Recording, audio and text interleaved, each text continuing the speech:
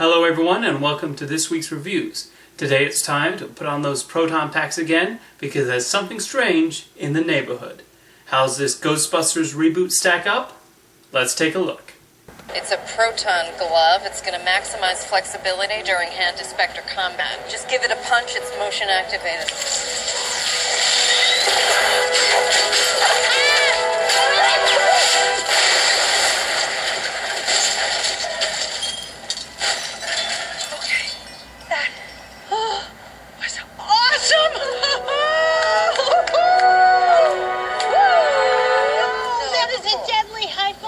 As a Ghostbusters fan, I'm looking for a couple things with one of these movies. Plenty of laughs, creative ghosts, and wonderful chemistry between the leads. And I'm happy to say Paul Feig has succeeded in doing exactly that. The 4 comedians he has assembled to play the Ghostbusters are all great. Melissa McCarthy actually plays more of the straight woman here than we're accustomed to.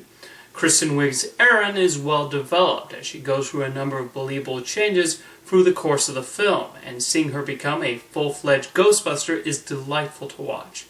Leslie Jones also brings a lot of enthusiasm and energy to Patty. For me though, the standout is Kate McKinnon as Jillian. She puts everything into her performance, embracing the kookiness of this character. She could be in the background and would still be doing something really funny. The ghosts are highly inventive, and they're not merely there just for the sake of it. They all tie into the story quite nicely, and each of them serve a purpose in progressing things. The final ghost is also built up in a way that's very clever. It's clear Feig and his co-writer Katie Dippold had a lot of fun imagining and designing the various spooks and spirits. The action is also superbly directed, and I like how they utilize some new devices alongside the iconic proton packs. And I thought the cameos were well implemented, never feeling like they were winking towards the camera.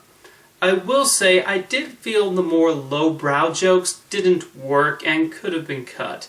And this being a Paul Feig film, it is a tad too long at a little under 2 hours. Entering the third act, I felt the length a bit, but the climax is exciting and a ton of fun, so that ends up being a minor quibble. I think the creative team behind this Ghostbusters did a very good job of continuing the legacy of the 1984 classic, and here's hoping to more adventures with them. Next up is the Sundance hit Captain Fantastic, which has Viggo Mortensen raising his children in the woods. It's all local and organic and non-GMO. So. How did you kill those chickens? With an axe or a knife? I didn't have to kill the chickens. There's a rotisserie chicken, so you buy it it's already dead or cooked on a thing. Captain Fantastic is an example of a film that's technically well made from a production standpoint, but its ideologies are a tad confused.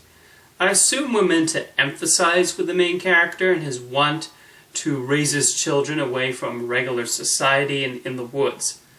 However, he's a completely unlikable person and a horrible parent who merely wants to mold the children in his own image rather than let them form their own individual personalities. When his father-in-law, played by Frank Langella, says he wants to take custody of the children, he's absolutely correct. To the film's credit, it never paints the other side as wrong. It could have been very easy to portray Langella as some villain, and the filmmakers thankfully don't do that.